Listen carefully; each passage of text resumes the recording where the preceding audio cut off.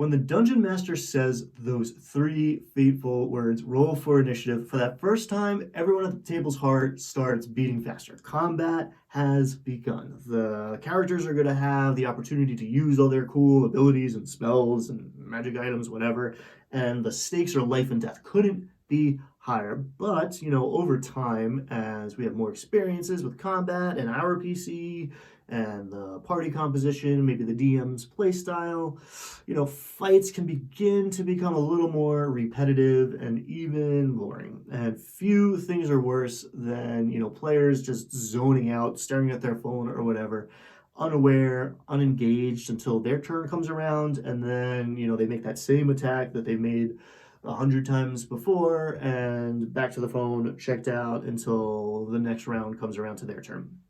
Now, one quick way to make combat a little more engaging and get the players paying attention again is by adding dimensionality to encounters. Whether it's playing out on, the rolled out battle mat with the grid on it, or a beautiful, elaborate illustrated map, or theater of the mind, a lot of combat in D&D still only happens in 2 dimensions. So by adding that third dimension, a dungeon master can really create a much different kind of feel to the encounter and give their players a new experience, hopefully get them a little more engaged. And it can be pretty simple. You can just draw a couple curving dotted lines across your map, and suddenly this battlefield has topography, and you can grant a +2 bonus or maybe even advantage to attacks made from higher ground. And now watch as the PCs start moving way more than they usually do, thinking about position in a way they don't in a typical fight.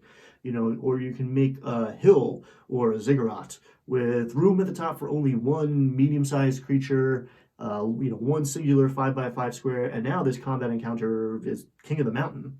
Or instead of going up, you can go down, drop in a pit trap, moat, just a cliff onto the map, and have strong, high-strength monsters shoving PCs off of there.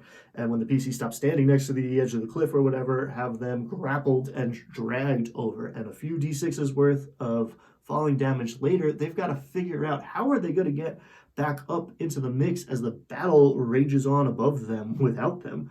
You can grab or cook up a monster that has a climbing speed or can burrow or fly, and have these things popping in and out of range or of line of sight completely. Maybe have the party think that they've rolled, some boring random encounter, 2d4 wolves, again, yawn, but then the ground opens up beneath one of these wolves and it disappears with a yelp into the earth, and out of nowhere, the party and the wolves or whatever are being gobbled up by ankegs or a boule just erupting from below them, or maybe a shadow passes overhead blocking out the sun for a moment, and the party has an entire round to wonder why are the enemies all running away before the wyvern or the rock comes swooping out of the sky, death from above. You can combine this use of the third dimension to almost any encounter, and instantly it gets a little more interesting. And if you start doing these things, don't be surprised if at least some of your players start adapting these techniques as well, maybe,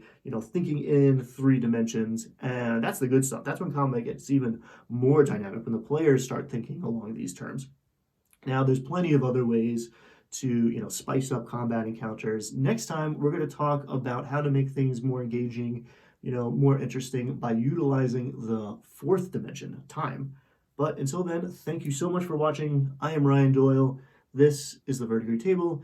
If you have enjoyed this little video, please, like, subscribe, feed the YouTube algorithm. And down below in the comments, I would love to read about some other cool ways to make combat a little more 3-dimensional. Maybe things you've done in the past or ideas that were sparked while you were watching me yammer on.